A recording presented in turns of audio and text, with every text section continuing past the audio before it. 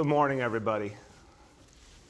In a couple of minutes, we're going to talk about the fight against the coronavirus. We're going to talk about some really extraordinary efforts that are helping this city to move forward and helping to support people who keep us safe and protect our health and are bringing back this city strong. And there's something there to feel very good about. But first, we have to talk about the bad news, and the bad news is we continue to have a real problem around this city with shootings this summer. And this is something that very, very sadly we have seen in the past, and we've had to fight back before, and we will fight it back again. But so much pain is being caused, so much fear because of this spate of shootings, and we have to find a way to beat it. And we do that by bringing police and community together in common cause. That's what's always worked. And we got to think of this as human beings. We got to think of this as people, New Yorkers, committed to the same thing. We need safety for our people. We need peace in our communities. Yesterday, I was in Bed-Stuy, Brooklyn, and experienced something so painful. Spending time with the family of DeVell Gardner Jr. I talked to his mom, his aunt, his grandma, and just the pain, the grief they were feeling, losing a one-year-old playing on a playground. There one moment, gone the next, and the shock that they are feeling, and just the deep well of pain you could see in their eyes. No parent, no family should ever have to go through that. And if you experience something like that firsthand, I assure you, you could easily fall into despair. But I also want to tell you that I walk the streets of Bed-Stuy with people who are trying to make a difference. Folks from the Cure Violence movement, folks from SOS Bed-Stuy, an amazing community group that stops violence and conflict before it happens, that mediates disputes, stops retaliation. I walk the streets with Council Member Robert Cornegy, who's done such important work in the community, and yesterday immediately convened community leaders, clergy, elected officials, people from all over the community who have fought for years, including in the many years that Bed-Stuy went through many, many challenges. They fought to bring their community back, and they're ready to do it again. We talked about what we have to do to end the shootings, particularly what we need to do coming up on this weekend to bring the community out, to occupy the corners, just like we did in Harlem on Saturday night. This is a strategy that works. It's not the end-all, be-all, but it's part of the solution.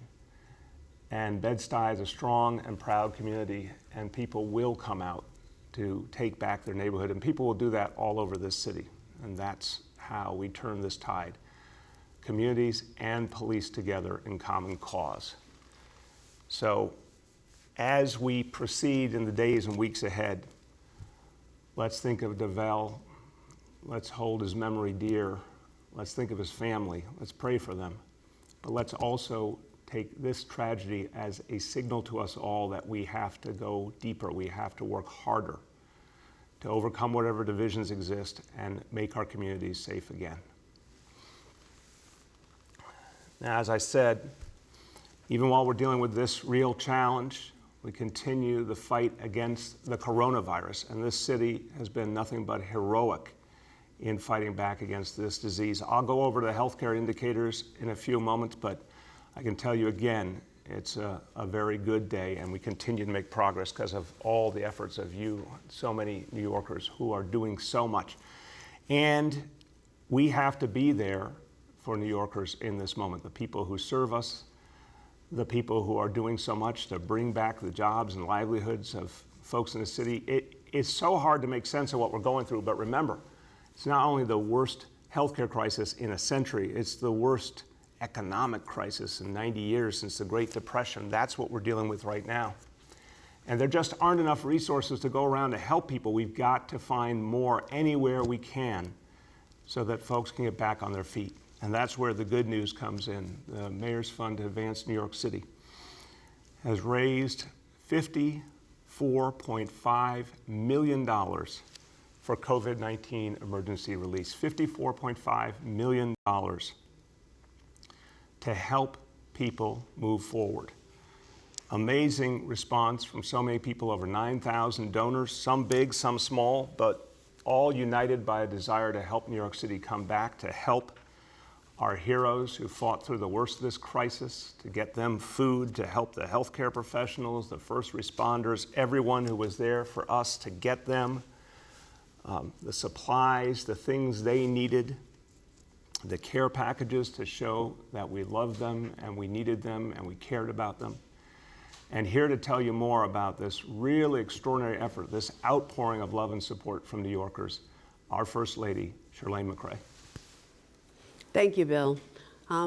These dollars raised are a reflection of how much New Yorkers care, how much people want to help everyone who's suffering, everyone who's in pain.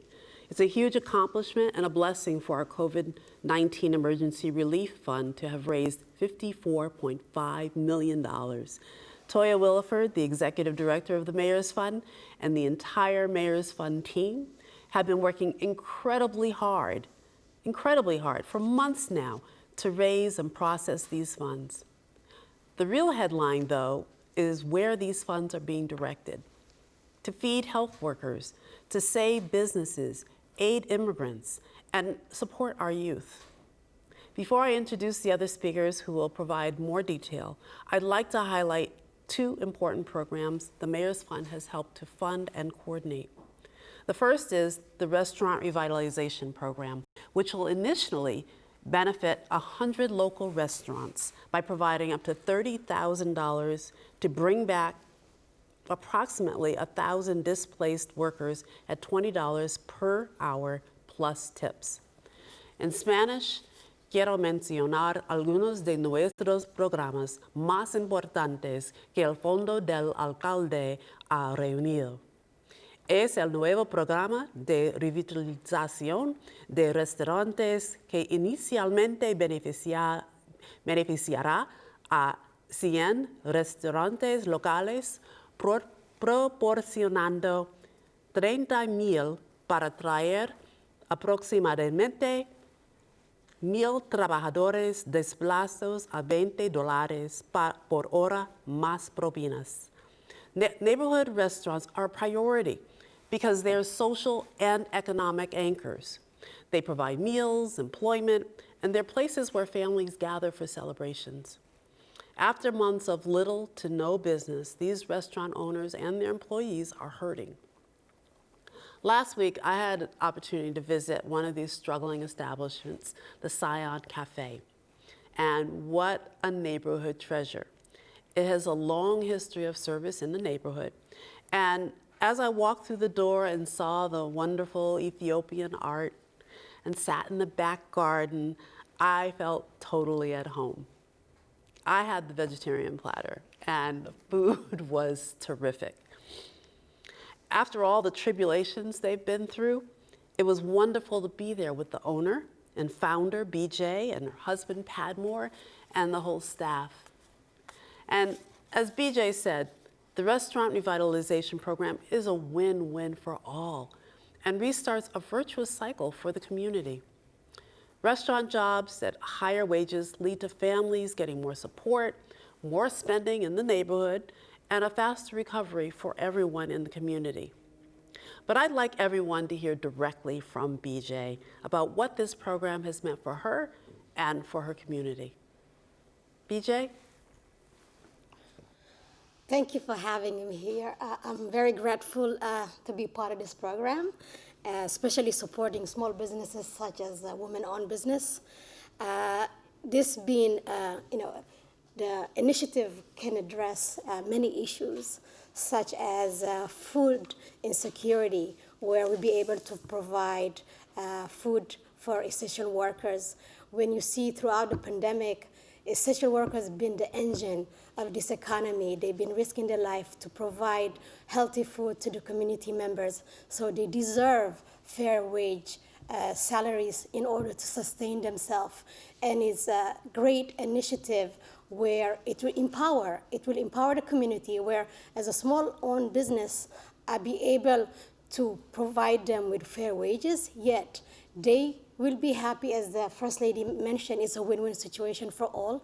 It's about empowerment and community development. So this initiative, I hope it's just the start. It will go for furthermore. And I encourage many small businesses to apply if they haven't done so. It basically it will create a better New York where for equitable, fair wages and empowering the community, as I said earlier. Another thing I wanted to say is this is a great steps that the city is taking care of the food insecurity, disparity. As at this moment, a lot of people don't know where's the next meal. With the ability to provide them with that, it will be great as well. And beside that, as well, the Fair Wages Initiative, it will create an equity in our community. I encourage and I hope it will come to a different level of initiative so we all can live in a sustainable and dignified way of living. Thank you. Excellent. Thank you, VJ. I'm sure your message and your remarkable story will inspire others as we move forward with phase 3 of the recovery. And I hope everyone notes that what we are doing is not about getting back to normal. The Restaurant Revitalization Program is helping businesses leap forward with new opportunities, new standards, and support for workers. It's with that same spirit that our city is creating microgrants for domestic violence survivors. Estamos invirtiendo dólares críticos en microsubvenciones para sobrevivientes de violencia doméstica y violencia de género. Esta iniciativa ayudará a mitigar los desafíos de seguridad económicos y de vivienda exacerbados por COVID-19.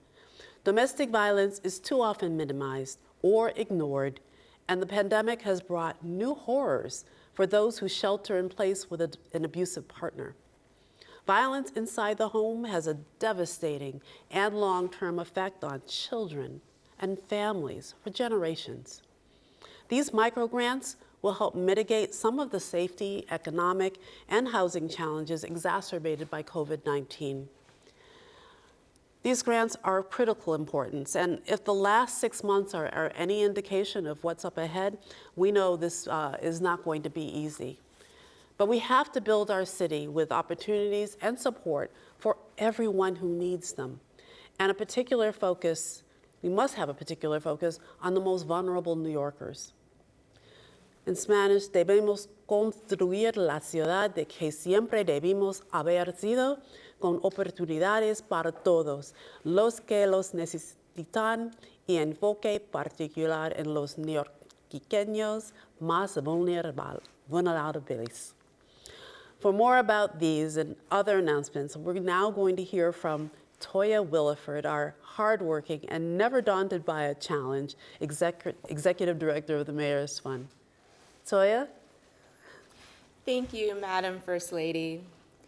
The Mayor's Fund could not have achieved its goal of serving New Yorkers hit hardest by COVID-19 without the diverse cross-section of organizations and people who came together to support their neighbors, giving whatever they could afford to help New Yorkers weather one of the most challenging periods the city has ever seen.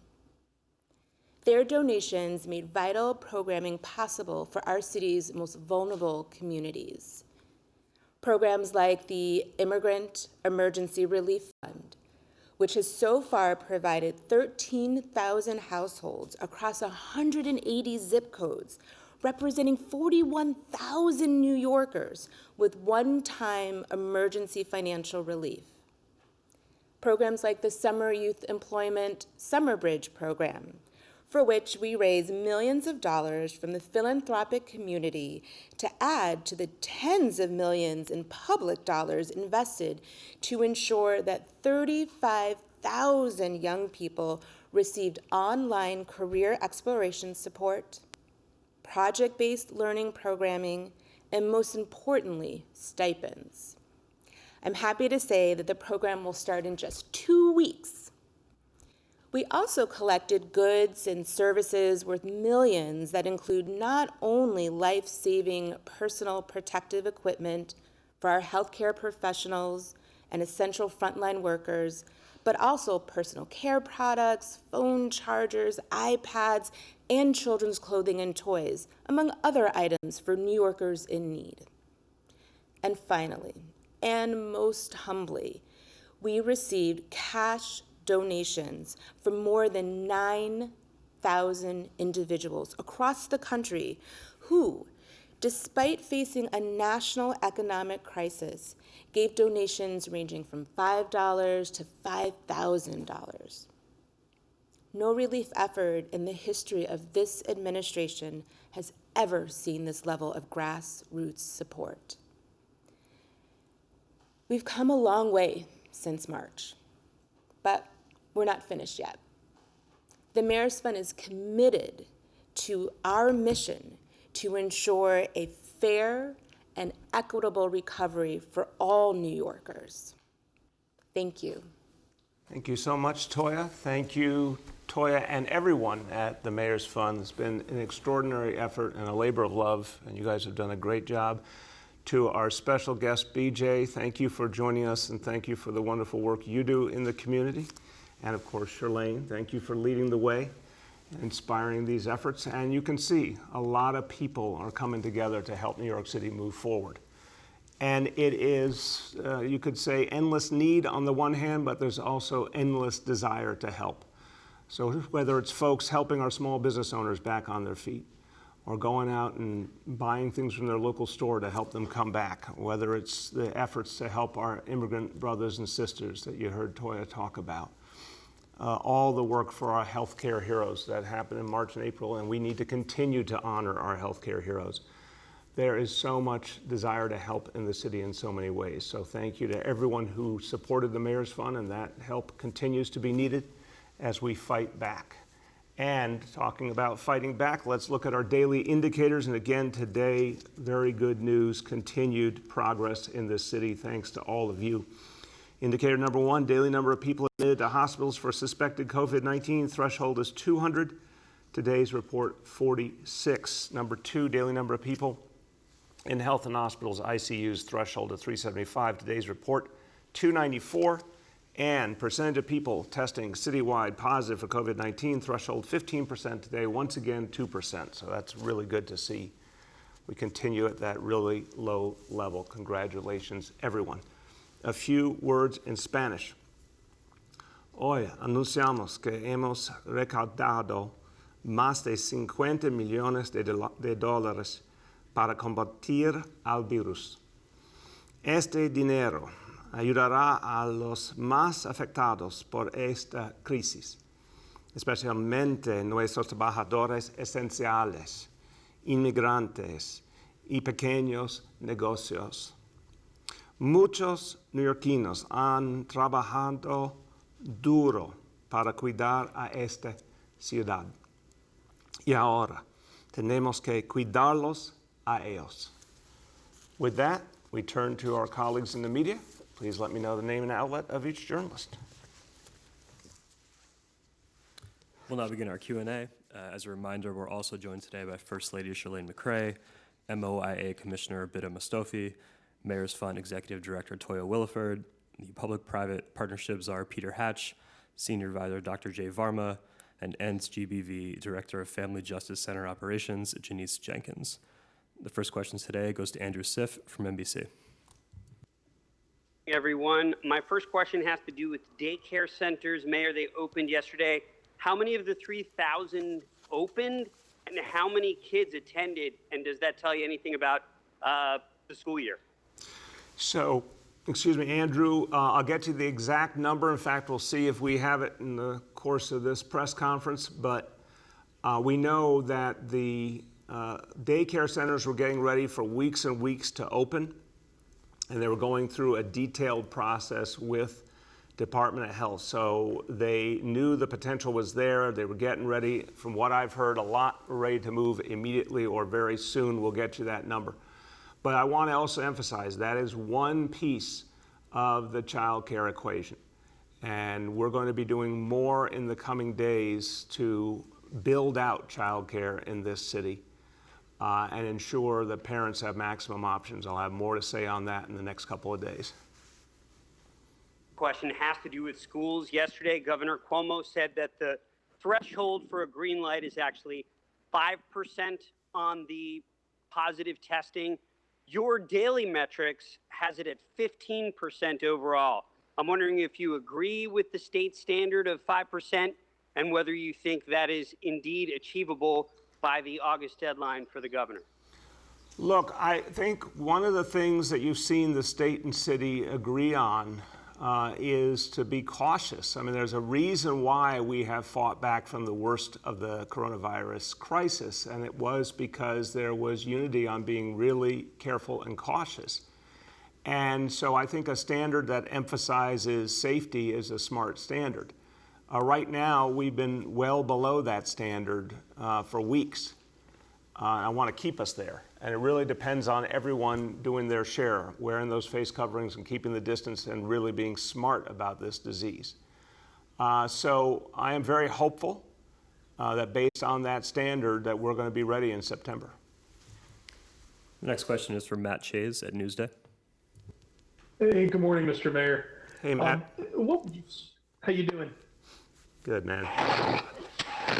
What would you say to a young person in the suburbs who's reluctant to move to the city due to coronavirus and all that's going on? It's a great question, Matt, and I would say look at the history of New York City, how it has fought back from literally every major crisis and gotten stronger.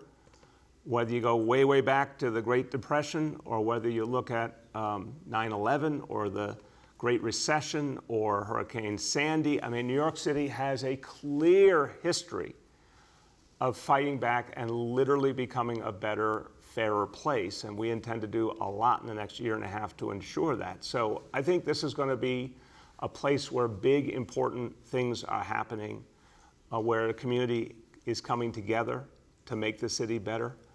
I also would note the obvious, Matt. There were people who were putting us down around the country back in March and April. As I said, quoting scripture, the first shall be last and the last shall be first. When you look at where we were and how far we've come, now we're not out of the woods yet, we have more to do, but clearly the people of this city have shown tremendous discipline, tremendous sense of teamwork and unity. People have helped each other. I mean, what a place of compassion that people have helped each other to come back. You go around the city, you see stores opening, you see the outdoor dining, you see, the youth programs coming back. I mean, it's inspiring. So I think this is going to be a place where, in fact, there's the most prospects going forward because we've handled things the right way. We have an incredible healthcare community that's done such great work. I would argue, in fact, this is the place you want to be for the future. And secondly, to what extent is there greater homelessness among youth on the LGBTQ spectrum in the pandemic? And what is the city doing to address the problem? I'm really worried about that problem, Matt. Something I've worked on, Charlene's worked on for years now, was recognizing the LGBT youth, homeless and runaway youth who have been put through so much, a lot of them kicked out of their homes by their own families, which it just disgusts me that would ever happen, but it does. So we've been expanding shelter capacity for years, and what we found is the more we make opportunity available to protect people, that folks come in off the streets and take that help. I think it's been a really tough time because there's been so much dislocation. So what I would say to you is, this is a case of whatever it takes. If there's more we have to do to reach those young people, we'll do it because, they've been through so much. The next is Marsha Hold on Kramer. 1 second. Hold on, Charlene wants to add. Yeah, I just want to emphasize that our shelters are open for runaway and homeless youth, and that information and connection to resources can be found on the government website, nyc.gov, slash unity. We are doing as much as we can to make sure that these young people do not fall through the cracks. Amen. The next is Marsha Kramer from CBS. Good morning, Mr. Mayor. How are you doing? Good, Marcia. How are you? I want to talk to you about gun violence. For the last several days, you basically been giving the same answer when you've asked about gun violence. You say communities need to be safe. We need to make sure people are safe. But in the last 24 hours, 18 more people were the victims of gun violence. I wonder, is the same answer good enough day after day? Marcia, it's the truth. And again, I can go back so many times, not just in the last 7 years, in the last 25 years, where we had moments like this that we had to overcome. And every single time the same thing happened. The NYPD shifted resources to where the need is greatest, used CompStat to perfect strategies. We called upon communities to get involved, and that's particularly what we've done in the last 7 years, is get communities more deeply involved in fighting back against the violence and all the work we've done to build up the Cure Violence movement and the crisis management system. It works. In the first months of my administration, Marcia, I know you saw that we had a horrible spate of shootings in public housing. And going into that first summer, we were deeply worried. And we threw everything we had at it, and it really turned the situation around. So we have to do that again. But Marcia, against probably the hardest backdrop we've seen in the city in decades because of the coronavirus, because everything's dislocated, because the court system's still not functioning. It's a harder challenge, but the solutions, the proven solutions do work. Mr. Mayor, my second question is this. Why do you say there's no correlation between disbanding the anti-crime unit and the horrific surge in shootings when logic dictates otherwise? And shouldn't Dermot Shea be fired if he can't get the shootings under control? Marcia, again, respectfully, Dermot Shea is one of the people who made this the safest big city in America. And again, if you or anyone else wants to ask the question, absent the recognition that we've gone through the greatest crisis in this city's history, and that every aspect of life has been dislocated. Families are suffering, people don't have jobs or school to go to, the court system's not working. I mean, come on, we are not dealing with business as usual here. But Dermot Shea is one of the people that made this city safe and helped us find a way through extraordinarily challenging circumstances. He felt, and I agreed with him, that it was important to make a change in our strategy, but to use the talents of our officers in new and better ways. And literally, I don't know anyone who knows more about how to do that than Dermot Shea. So I have faith that we're going to make the adjustments we need to address this problem. The next is Aaron Durkin from Politico. Hi, Mr. Mayor. I want to go back to one of the things you discussed yesterday, the spike that's been seen among young people. I'm just wondering, have you done any analysis as to what might be driving that, where these cases are being contracted? I'm sorry, Aaron, just clarify. You mean the 20 to 29-year-olds? Yes, yeah. Yeah, we are trying to figure out more. I'm going to let Jay Varma speak about it in a second, but I do think we've seen this concern around the country, Aaron. One question, of course, immediately is, as the crisis continues, how much do people remember to stick to the rules? We've asked a lot of people with the face coverings, with the social distancing, the shelter in place. It's a lot. And let's face it, it's harder in many ways on younger people. And I think that's some of what's happening here and elsewhere, that we've got to double down our efforts to remind people they're far from impervious. And of course, it's not just their own health, it's the impact they could have on others around them. Dr. Varma, you want to add? Thank you for the question. We haven't seen any particular pattern or connection between these cases that would explain the rise. What we have seen is that the pattern of cases doesn't exactly match the same pattern that we've seen before.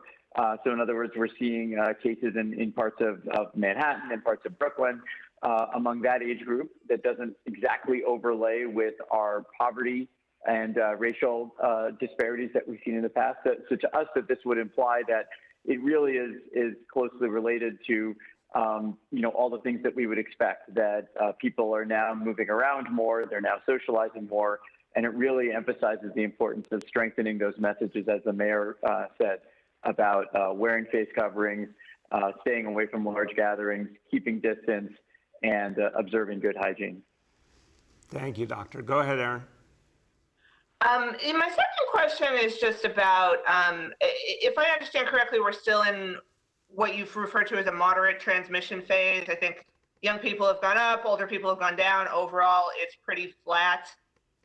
Is this kind of where we're going to stay indefinitely, or is there any prospect of actually driving it down further and getting to a, low to no transmission phase, or is that unrealistic until there's a vaccine? Well, Aaron, you have clairvoyant powers because we were having this exact conversation yesterday afternoon, and Dr. Varma was a part of it. Look, we're at a state right now where, if you took our reality right this moment and you did continue it long term, in terms of our ability to protect people, we could do that very well. So I'm going to answer your question in two parts. If we were at this exact level, we would be able to protect people. We have plenty of hospital capacity. Our test and trace corps can every single day follow up on the number of cases that come in each day. We could continue to move our city forward at this level, but obviously our goal is to do better. And I do think the prospect is there, Aaron, of doing better for sure. Our original vision of what it would take has been modified by reality a bit, because what we're finding is, in fact, we can sustain our healthcare system even with several hundred new cases a day. But our goal is to go lower, and I do think it stands to reason that the farther we go with educating people, the farther we go with ensuring that we take every precaution against what's coming up ahead, I'm pretty confident that we can get better. I'm talking about before there is a vaccine. I think we can. But that's not said, Aaron, lightly, because we also are very worried about resurgence, and we're concerned about where resurgence may come from. And one of the areas that I was concerned about, of course, is people coming in from out of state. So I'm very happy to hear the governor's decision to be forceful about ensuring that people who come in from out of state have to provide us information so we can ensure they quarantine. I think that's going to be a really important step to keeping things under control. Dr. Varma, you want to add? I think you touched on all of the critical elements, which is that we are keeping ourselves at a level that our public healthcare system and that our healthcare system can manage very effectively. But we don't want to rest at this level. We're trying a number of different ways to strengthen all of our detective work and our case and contact management to do everything we can to drive cases down. We also do have to accept the reality, as the mayor noted and as the governor has noted, that we're going to constantly be at risk of cases being imported from other parts of the country. So everything we can do to protect against that is going to be critically important. The next is Chris Robbins from Gothamist.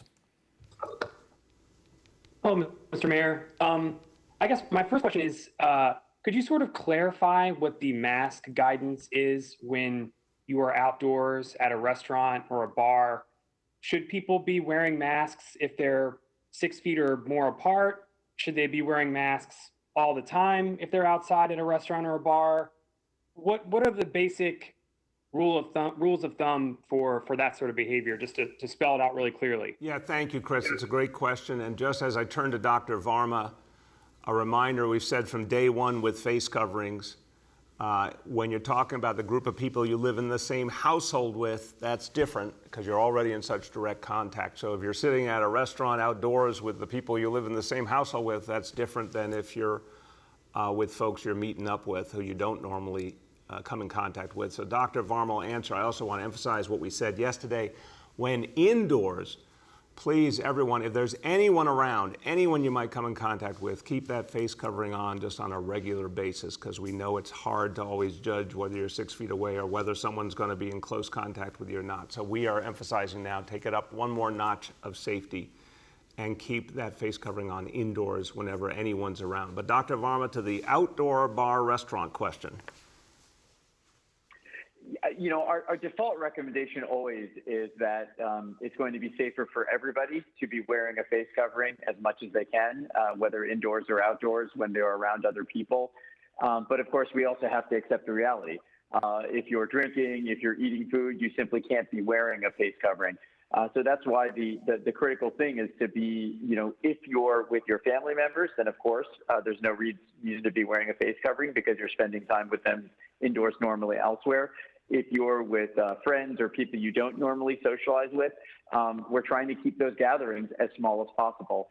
So we have to accept the reality that when people are sitting at a table, it's not practical for them to be wearing face coverings. But we do, of course, want to encourage people to be using them as much as possible when they're in any situation where they're not surrounded by their immediate friends and family. Go ahead, Chris.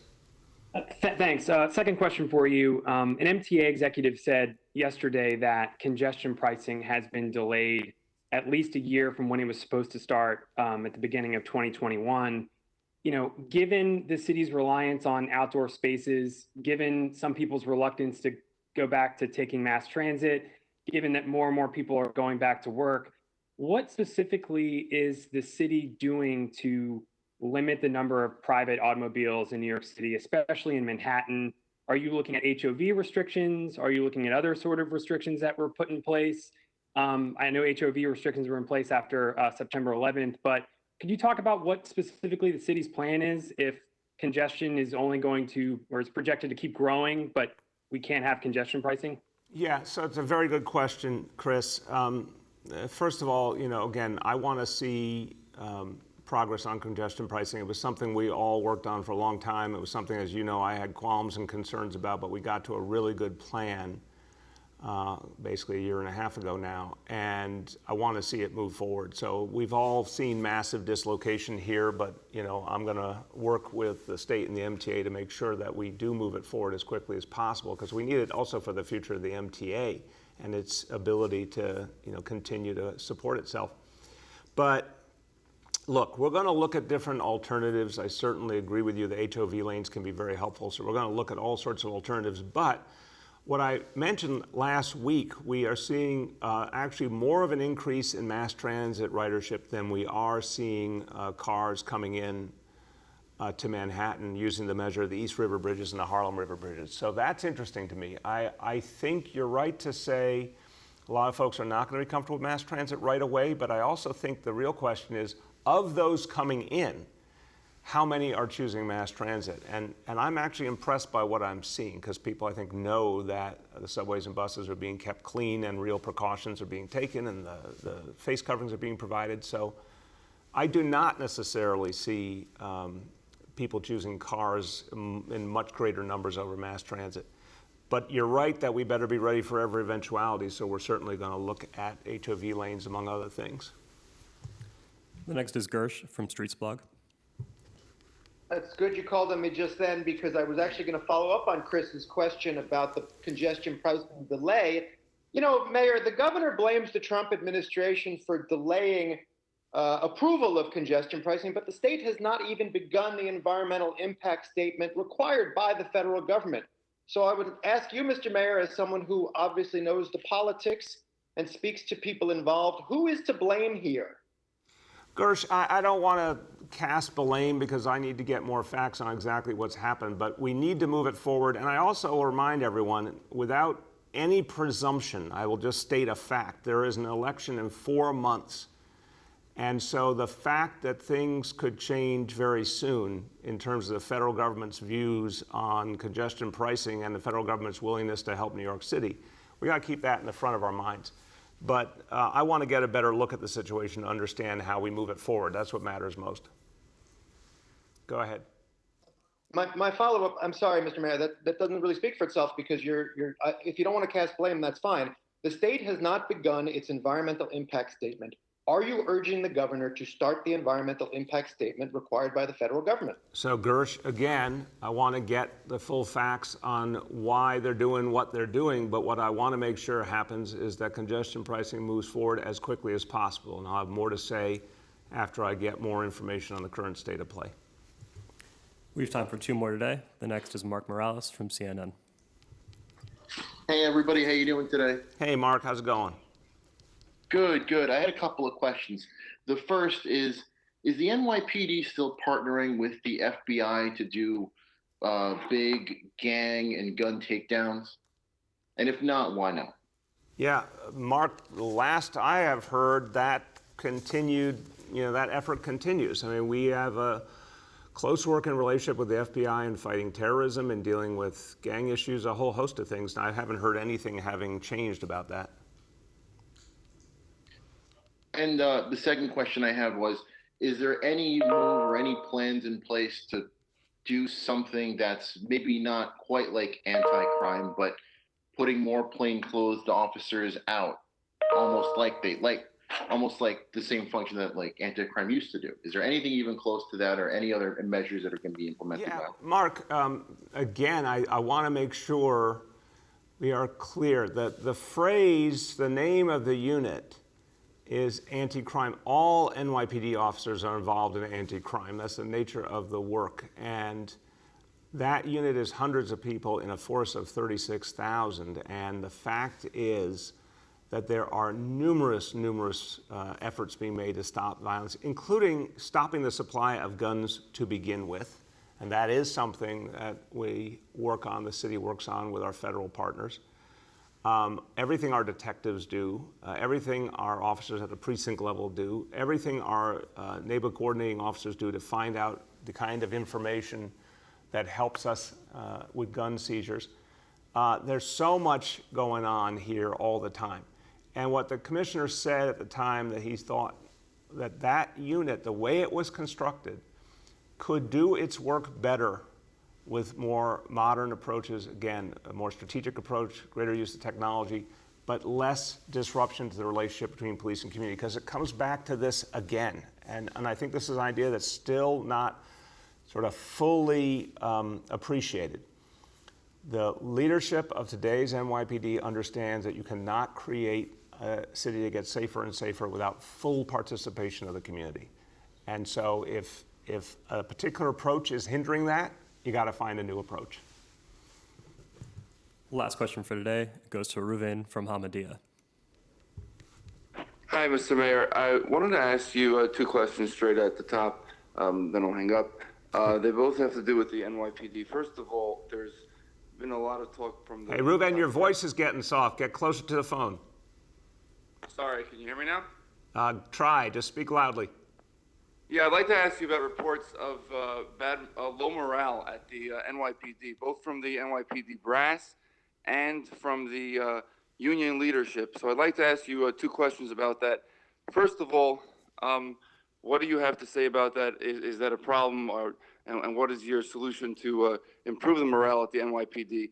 And secondly, considering that there have been a rash of retirements at the NYPD, partly due to morale reportedly, are you reconsidering possibly your cancellation of the incoming class? Thank you. Thank you, Ruvain. On the last point, look, the retirement numbers are based on a limited period of time. We can't really judge where things are going long-term based on that. Again, this is against a backdrop of an organization with 36,000 members. There are so many folks who want to join the NYPD, so many young people coming up who want to join what is the best police force in the country. So I don't think from what we're seeing right now that changes anything in our approach. Everything that we did in the budget, I think, was the right thing to do, and we're going to stick with that plan. And to the point about morale, it's been a tough time for everyone. The coronavirus to begin with, all the dislocation, all the pain, for our officers who are out there doing their job, and yet the rest of the criminal justice system isn't functioning. So it's very frustrating if you do your piece of the equation and then there's nothing to hand off to finish up and make sure there are consequences for someone who has harmed another person. I understand why that is really tough for our officers and for the leadership.